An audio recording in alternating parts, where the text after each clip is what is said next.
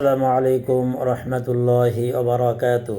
কাফেলা ৩১৩ একটি অরাজনৈতিক সংগঠন এবং আমাদের কাফেলা ৩১৩ করার উদ্দেশ্যই হচ্ছে সুবিধাবঞ্চিত আমাদের অবহেলিত ভাইদের মুখে হাসি ফোটানো। অর্থাৎ যারা কোনো দিন একটি বাড়ি করার স্বপ্ন দেখে না, কোনো দিন একটা গাড়ি পাবে সেই স্বপ্ন দেখে না, কাফেলা ৩১৩ এখানে যারা আছেন এবং থাকবেন প্রত্যেককেই আজকের দিনের সারা পৃথিবীতে যত ফুল ফুটেছে সমস্ত ফুলের শুভেচ্ছা ও অভিনন্দন। কাফেলা ৩১৩তে আসার জন্য যে আইন কানুনগুলি করা হয়েছে আসলে অনেকের কাছে অনেক কঠিন মনে হতে পারে, কিন্তু আমরা দেখেছি এবং আপনারা অবশ্যই অবগত আছেন এই কাজগুলির সাথে যারা জড়িত তারা আল্লাহ তাআলার প্রিয় খাসবান্দা হতে পারে না। এজন্যই আমরা এই আইন কানুনগুলি করেছি।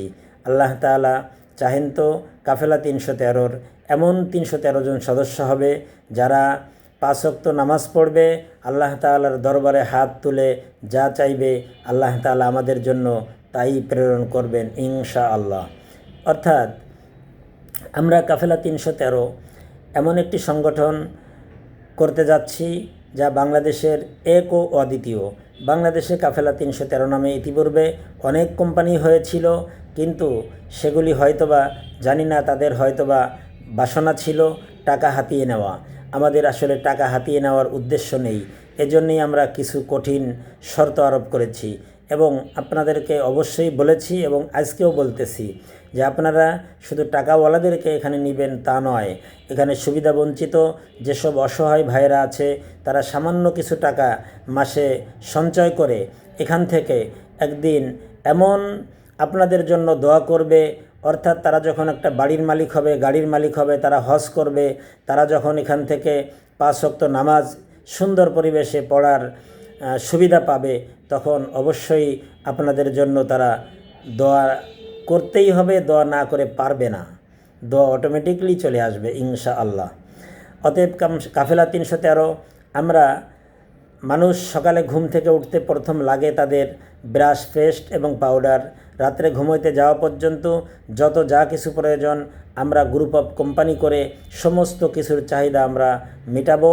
আমাদের শুধু ৩১৩ জনের চাহিদা নয়, সারা বাংলাদেশে প্রত্যেকটা থানা লেভেলে আমাদের শোরুম থাকবে, যে শোরুমে চাল ডাল থেকে শুরু করে নিত্য প্রয়োজনীয় সব কিছু তো থাকবেই, জুতো স্যান্ডেল থেকে শুরু করে একেবারে পোশাক আশাক সব কিছুই আমাদের এখানে থাকবে এবং অন্যান্য মার্কেট থেকে আমাদের মালগুলি অবশ্যই সুলভ মূল্যে পাবে এবং এমন কিছু কাপড় আমরা বিদেশ থেকে আমদানি করব যেটা বাংলাদেশে আর কারো নাই।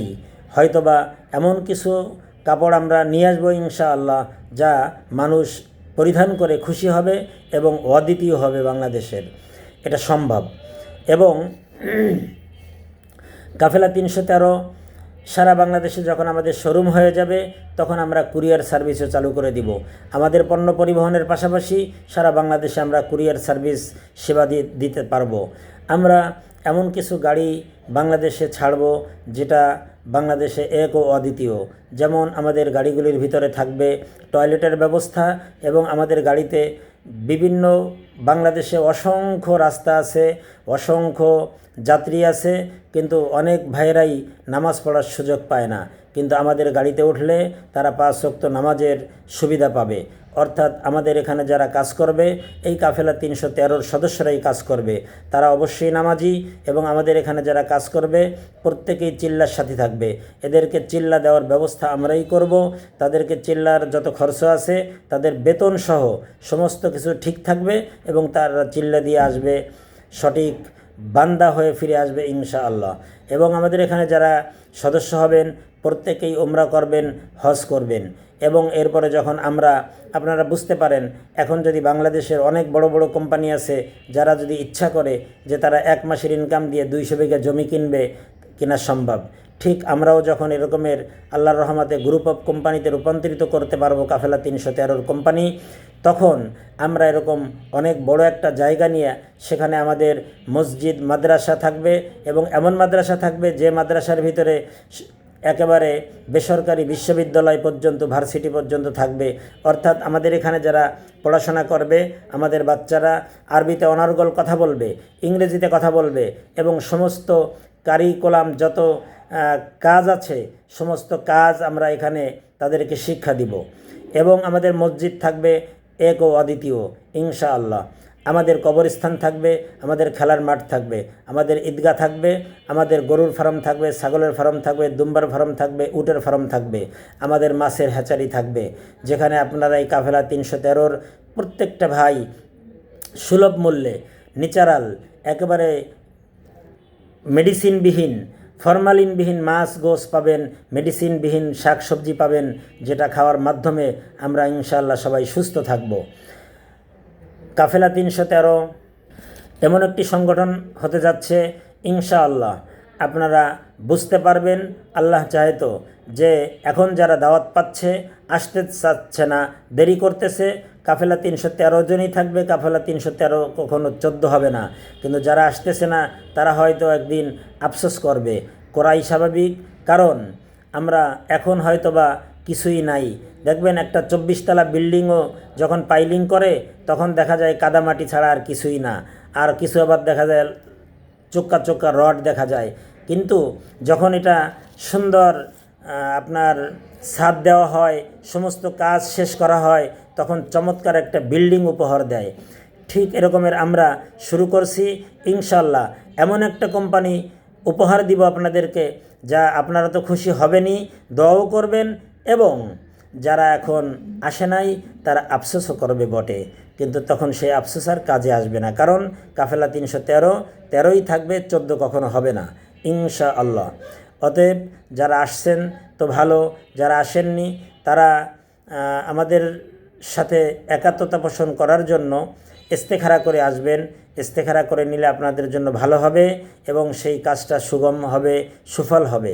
আল্লাহ তাআলা আপনাকে আমাকে ইমানের হালতে রাখুক, হালাল রুজি উপার্জন করে, হালাল ভক্ষণ করে আমাদেরকে যেন ইবাদত করার তৌফিক দান করেন, এবং প্রত্যেকটা বান্দাকে আল্লাহ তাআলা যেন মৃত্যুর আগে মাসুম বাচ্চা না বানাইয়া কবরের ডাক না দেন। অর্থাৎ আমাদের জন্য আল্লাহ নিষ্পাপ না বানায় কবরের ডাক না দেন। এবং সাথে সাথে বলতে চাই, আমাদের জন্য যা কিছু মঙ্গল আল্লাহ তাআলা আমাদের জন্য দান করেন, যা কিছু অমঙ্গল সব কিছু আল্লাহ তাআলা ধূলিসাৎ করে দেন। আসমানি বেলা আসমানে উঠায় নেন, জমিনা বেলা জমিনে দাফন করে দেন। জিন পরি দাও দানব জাদুকারী জাদু থেকে, মন্ত্রকারীর মন্ত্র থেকে আমাদেরকে আল্লাহ তাআলা আপনি হেফাজত করেন। আল্লাহ তাআলা আপনার কাছে পরিশেষে একটা কথাই বলতে চাই, এই কাফেলা 313 করতে গিয়ে আল্লাহ তাআলা আমাদেরকে দিয়ে এমন কোনো ভুল আপনি করায়েন না যে ভুলের জন্য আমার ভাইরা ক্ষতিগ্রস্ত হবে। ইনশাআল্লাহ আপনার কাছে ক্ষমতা চাই এবং আমাদের নিয়ত আছে। আল্লাহ তাআলা আমাদের সাথে যারা একতা পোষণ করে আসতেছেন প্রত্যেককেই তাদের প্রত্যেকটা পয়সার সঠিকভাবে পুঙ্খানুপুঙ্খানুরূপে হিসাব যেন বুঝিয়ে দিয়ে কবরে যেতে পারি, সেই তৌফিক দান করেন। সেটার জন্যই আমাদেরকে জীবিত রাখেন, কিছু বান্দাদের খেদমত করার জন্যই আমাদের দুনিয়া জীবিত রাখেন। পরিশেষে বলতে চাই, আল্লাহ তাআলা আমাদেরকে যেন সঠিক বান্দা হিসেবেই কবুল না করা পর্যন্ত কবরের ডাক না দেন। আমিন সুম্মা আমিন। ওমা তাওফীকি ইল্লা বিল্লাহ।